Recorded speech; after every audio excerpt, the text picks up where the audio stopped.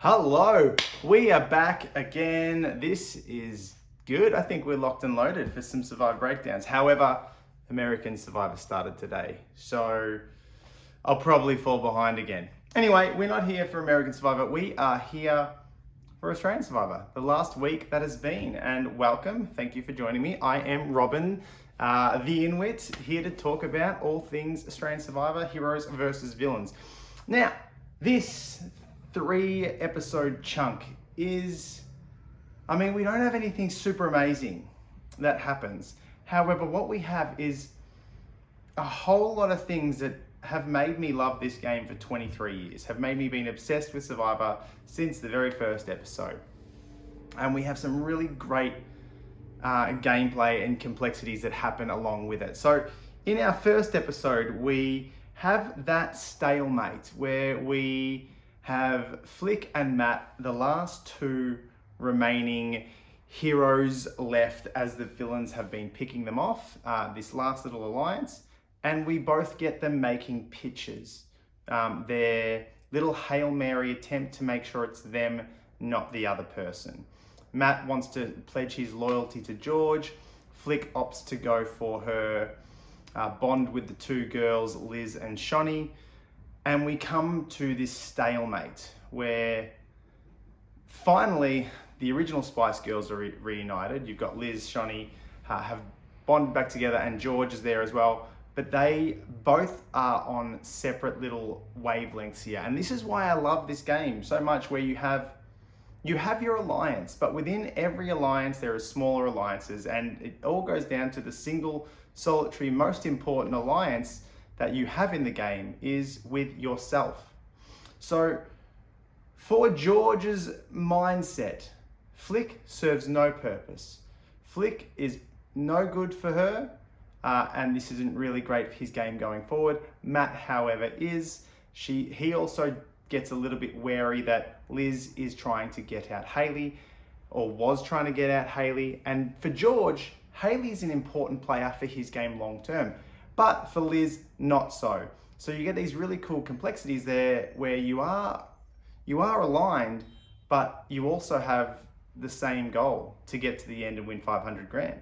So at some point in time, you aren't always going to be completely aligned. And that's what we have here. And we get this really lovely stalemate where neither of the two are going to yield. Liz and Shonee want Flick. George has played with Flick. He knows she can't be trusted. Matt, in the grand scheme of Matt hasn't really played Survivor before. Who knows how well Matt actually knows Survivor prior to coming into the game. But he has preached loyalty and probably doesn't really jump on the backstabbing and the manipulation straight away. So for George, Matt seems like an obvious pick. But for the girls want Girl Strong. We get a very rare mistake from Shonee. Shonee gets caught up in the social element of being friends outside, being the buddies that they can be. So she kind of falls for a little bit of Flick's web of lies, because all Flick is really doing in this point in time is to save herself. She wants to make sure it's as long as it's not me, and the only other person it can be is Matt. Now, I don't want to get into I don't think we need to get into the whole idea is like, that's her only way in. Whereas if I'm sitting there looking at that pitch to throw Matt under the bus and Matt to just go, it's me, go get rid of Flick, I really think there's room to move. I know they seem pretty strong, but I really think Flick potentially had room to communicate more with Matt and see if they could we don't see it anyway, see if they could get something going. Instead of just going completely against each other and just going, okay, I'm gonna sacrifice Matt for my own game. I really think they could have potentially worked together more, or at least tried to see, hey, can we find that division? And there is a division. There was always going to be a division sooner or later. And just trying, like, you see Liz not liking George. That's something you can, not liking how George is telling her what to do. That's something that can be used potentially as leverage. You then come into the fact that for Shonee's further gameplay, George really needs to stick around. So that's where it does get really tricky because George is an obvious target. Stevie, even though he ends up as collateral damage, he isn't really likely to cause much damage. Jerry, they've already burnt Jerry early on, and Jerry is not coming back. So I guess it does become really tricky to maneuver in that way. But see what you can do. If they're all going to go for Matt or Flick, if they're going to split the votes, or if they're going to do something else, all you need is to cast one little bit of doubt, to cause a little bit of chaos, to do something to hopefully start to really shift the target away. But we don't see that. We do end up leaving Matt and Flick's fate in the hands of the power three. And we get that really interesting tribal where neither side wants to budge. Now, when I was watching this in the moment, for me, if I was George or Shonee, all is, neither of them made a difference. Flick makes no difference to Matt makes no difference. So I don't know why they were so gung-ho about keeping their person, unless it was just to have the ability to say, this is my decision. George, you don't get to control me. You can't tell me how it's all going to be, which is ultimately George's major flaw in his strategical brain. George has amazing strategy, and you know what? Granted, in this case, George was 100% right. I'm sitting there, if I was George, I was like, oh, whatever, if you want to keep Flick, we'll get rid of Flick next time, whatever. She's not going to be used to us. Neither is Matt. However, I'm very wrong here. Matt becomes insanely useful to them. Matt 100% has sworn his loyalty, and he's going to stick by his word. And I think that might come into play because he might not be the biggest Survivor fan. He might not know a large amount of how the game should be played, and came from a world where the heroes dominated, they were smashing everything, they weren't really challenged in the need to start to create and go against majority alliances and being at the bottom of the pecking order and all that sort of stuff. So George is correct and was right for standing his ground because Matt becomes a loyal subject. However, they do lose Stevie. And that's an interesting compromise. The girls won't budge on Flick.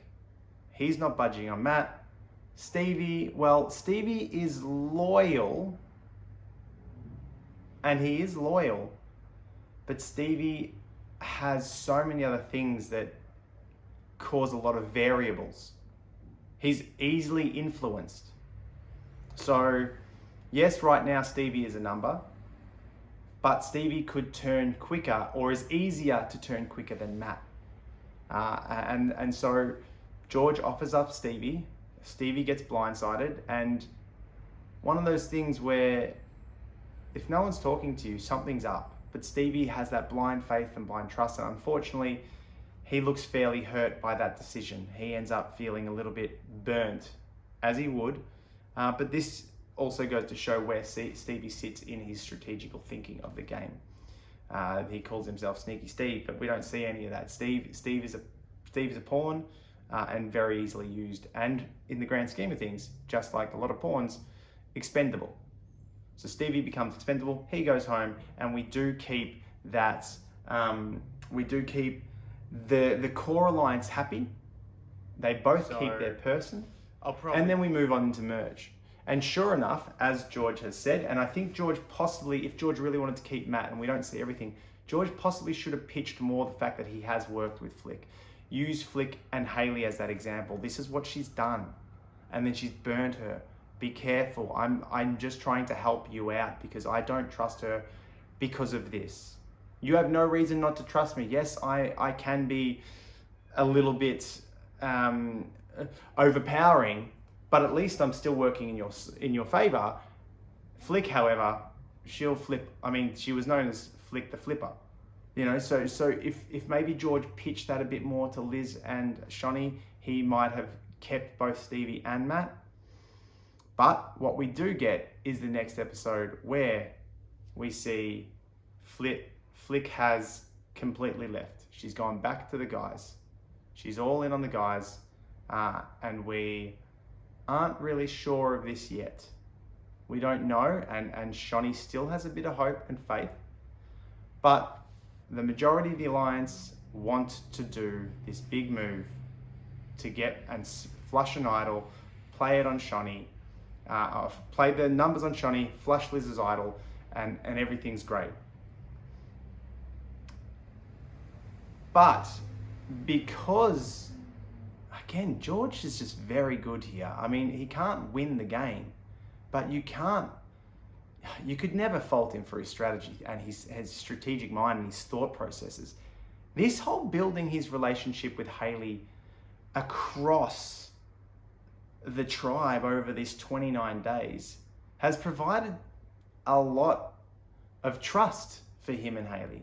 When he tells them that, hey, Liz said you were it. Dave, Sam, and Nina had flipped on you and you were going home. That's great news for someone like Hayley to kind of understand where she sits, understand that, and she should know this. She's a very good Survivor player. We do see her, and she's always switched on. That time when she's talking to Simon in the hammock, and she says, "Is Flick still looking at me?" Like, this is someone who is just her world of vision, her peripherals of what's going on within the tribe is really amazing. But she's been lucky and fortunate to be in this safe space under the shield and the strong protection of someone like Sean, who is such a big beacon that eyes will be looking at him, and now eyes will start to be looking at him now that we're in this individual game in the post-merge. This is important for her to hide. She is a winner. It's hard to be a two-time winner. It's hard to have gotten this far, and she's doing an amazing job. She's continually pushing through and decreasing her threat. But you can only decrease your threat so far if you're the only winner on the tribe. It can only go down so much. What you have to do is really bring up everybody else. And when someone's gunning for her and she gets lucky on the mutiny, that means she's one step behind, so she has to pick up her game. Being one step behind because she would have gone home again, or she would have been whatever twist it was. I mean, she did get voted out last time because she was that fraction off, but came back in to win. Being that step behind gives her the kickstart she needs to go, hey, I actually need to get playing this game. So this is how she comes across. And you have Simon, poor Simon, who has desperately hated where he's been right from the start. Always wanted to be part of the meat tray because that's what he is. That's what he wants to be seen as. He wants to be this physical beast. He wants to be a challenge threat. That's his greatest part of the game of Survivor that he loves the most, and he wants to be known for that. He hasn't been accepted by the meat tray ever.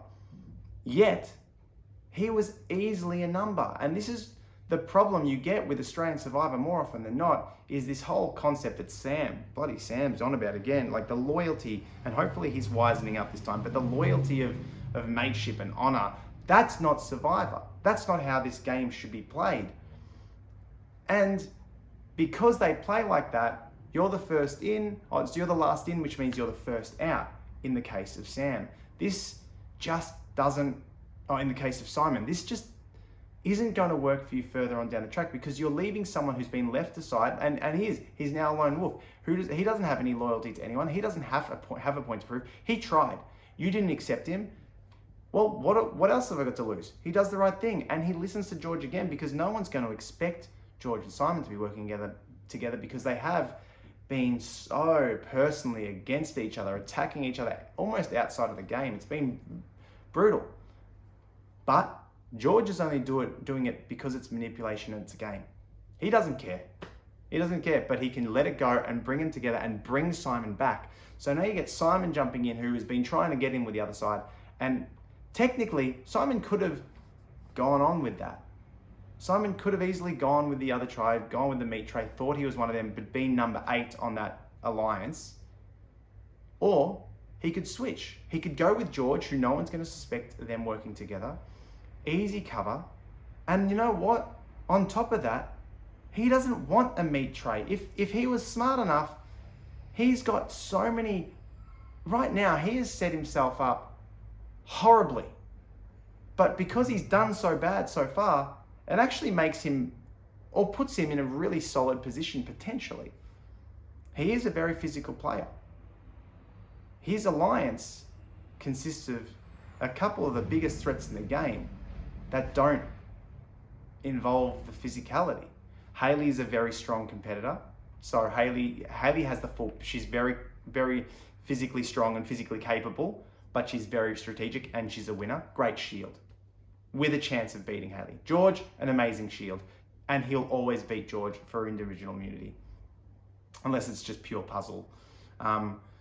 He also has, on top of that, Shonee, the most social threat in the game. He has big shields there, yet none of them are physically comparing to him. So he has an opportunity right now to align himself with a side that puts him strangely in a position where he could go on an immunity run and get deeper in the game than he probably should have got. Like, he probably could have been voted out ages ago. But because of this little switch, I would like to see him start to try and target Sean and Sam, because Dave's already gone. Dave goes home in this situation. Hayley has spilt the beans. Hayley gives that information up. Liz plays the idol correctly, and we get that moment. They already have this moment where Dave isn't giving them the information. They're feeling unsure about Dave, and Dave does that really cringy moment of like, are you sure you want to play your idol? Basically saying, you're going to screw with our plans. Because there is no reason for her to ever believe that from Dave. She has no relation. If it comes from Shonee, there's something like, there's something different. But coming from Dave, who she had a fleeting alliance with and knows she's heard it all, and Flick's gone off and thrown Shonee and Liz under the bus, Dave solidifies his fate. They play it really well. They could have got Sam. George does a really, whether you call it a mistake or not, George goes up to see where Sean lies, to spread some doubt, to start to make him feel less safe in the game, because he's shot up all 7. Get on the ship, get on the winning ship, because we're voting Sam tonight. So now he's cast out, and like Sean says to Sam, I don't know if he's voting you. I don't know if he's voting me. Who knows what George is doing? He's playing mind games. Meanwhile, because of that potential blip and potential moment of sending the information of where the votes are going to lie to the other alliance, they decide, or George decides, well, we'll just go Dave. Another physical threat. We'll take him out. Easy. He's easy pickings. He goes home. And we now have confirmation that Flick was never with Liz and Shonee. And then finally, in this final episode, we get the beauty of what I really love. I love people making mistakes on Survivor and rectifying them without getting tunnel vision. Now, Flick knows she's made her decision. I don't know if she knew how bad a decision it was in the time. Surely she probably didn't, or she wouldn't have made it. But it was always going to be a bad decision for her. This is, again, someone who, yes, she's a two-time player and she got pretty far later on, but in her first season. But this is someone who actually doesn't really get strategy. This is someone who gets, I want to be with the numbers. I want to be in the popular group. When I'm in the popular group, I'm safe, because no one's going to be looking at me. They're going to be looking at a Sean. They're going to be looking at all the physical players. Even though I'm physical, the physical boys take a bigger stance than I do. So she goes back to the popular group. Huge mistake for her, but Shonee and Liz had made that mistake of letting her survive. And I used to often talk about this with Jack quite a bit, that you love to see players make those mistakes pre-merge. And she makes that mistake, Shonee makes that mistake right on the cusp of merge.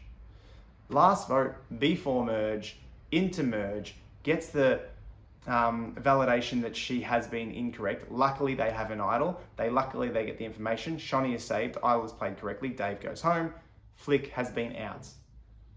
So now what we get is Shonee is going to get rid of that mistake, going to erase that mistake, but she doesn't get crazy about it. I mean, if you look at the difference between Simon focusing so hard on George, this whole gotta squash a cockroach, it became this running theme that he wanted.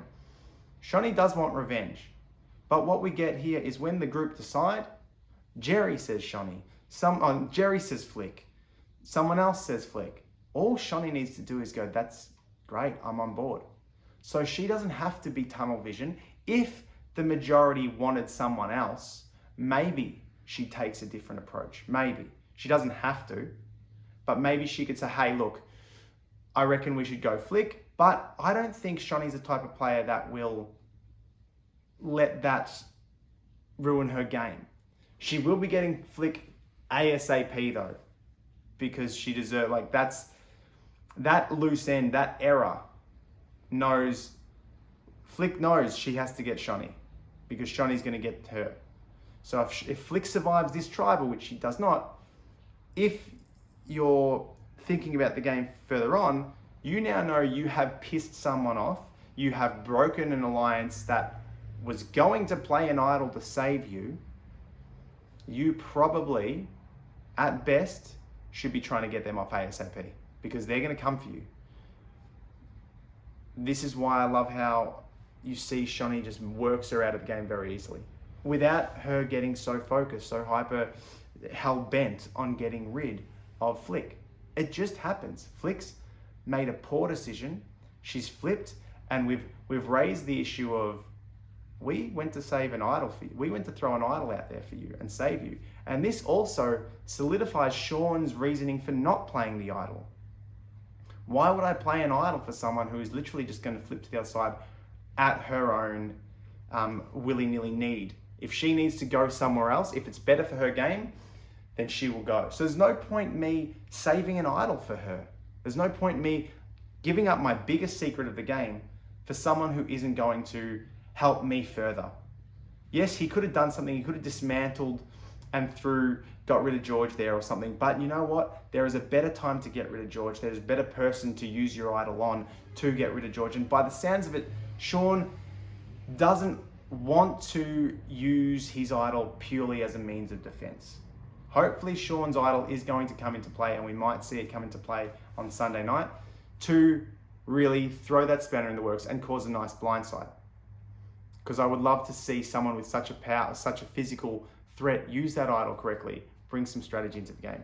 But this 3 episodes was a really, really lovely 3 for me. Just to see, I love watching the mistakes that get rectified.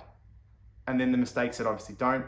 Obviously hard to see Stevie go in the way Stevie did, but very interesting because I was sitting there going, get rid of either of them. Doesn't matter. But you know what? It did matter.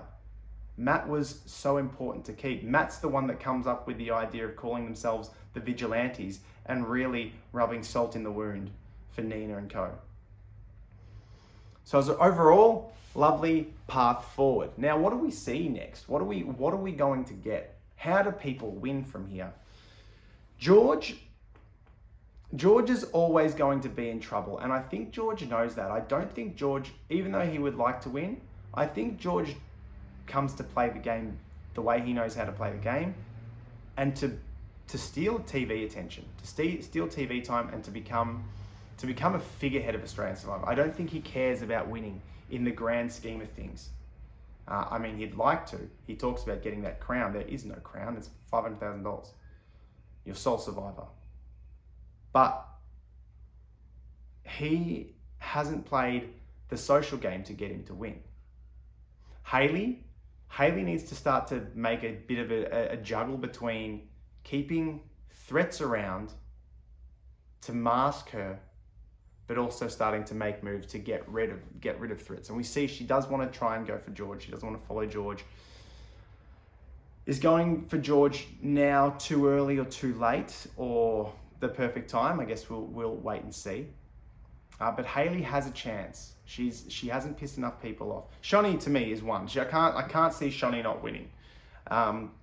Even with her mistake, she plays her mistake and then she flawlessly fixes it. Shonee can't not win. If Shonee doesn't win, I'd be so bloody surprised. She's been the winner from the moment she set foot on that island. To me, she's just been a masterpiece of Survivor player.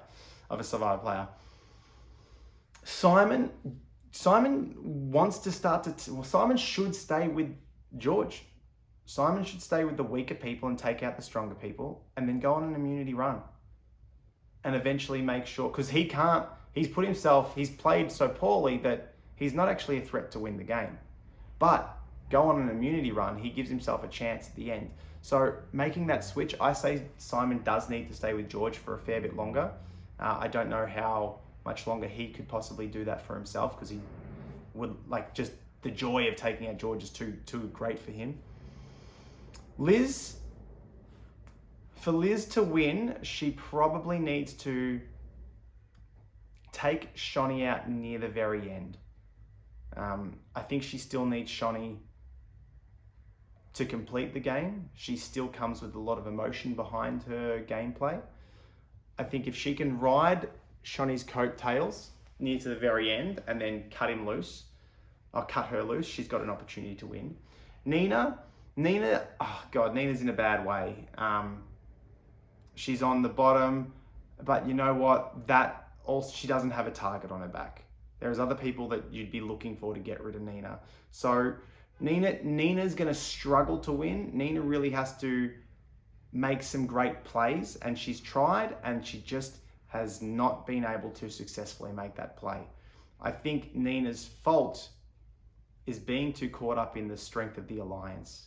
And I'd like Nina to cut the alliance and start to play for herself more, and have less fear of playing for herself. She comes with a lot of Survivor knowledge, and so she does have a chance to win, but I think she's on the back end. Sam, no hope at winning. I can't see Sam winning whatsoever. Sean needs to have a lot of immunity wins and use his idols correctly and just stay safe, because sooner or later that target will be too hard to deny. And when it's too hard to deny, he cannot miss an immunity or have an idol in his back pocket. But he also needs that idol. I think for Sean to win over a Shonee, he can't just use the idol as a defensive play to save himself. He needs to use the idol offensively to make a big play and flip a blindside or dismantle an alliance that's in control. And then also hopefully have another idol, find another idol, and keep himself going from there, because he's not going to win every immunity. Who else have I got? Matt struggles to win. Jerry struggles to win. I don't see how they could win unless they really end up with, like, it's just Matt and Jerry at the final two, and maybe a Liz. I can't think of it. Maybe Simon, depending. But I think those two are going to be pretty hard to win. You might, against some of the good players. I'd probably vote I'd probably vote Jerry over Matt to win. But who knows? We've got ages to go. We've still probably got a couple of, or at least one more non-vote, non-tribal to come as well. So I would expect that maybe not this week, but next week maybe we'd have so to plan for the non-vote out, whether it is you're voted out and you've got to fight a fight for a challenge to get back in the game moment. That's got to be, I hope, is on people's mind, because that does throw strategy off a little. But overall, lovely 3 episodes for me. I'm looking forward to jumping into American Survivor. I'll do another one of these, hopefully over the weekend if I get a bit of free time. And I gotta go to work now, really. But I was meant to go into this and then start one about The Last of Us. But that'll come hopefully in the next couple of days. Anyway, I will answer your comments. Oh, don't clap while you speak. I'll answer your comments in the bottom there below. Please chat. I love hearing what you have to say, and I will see you all next week.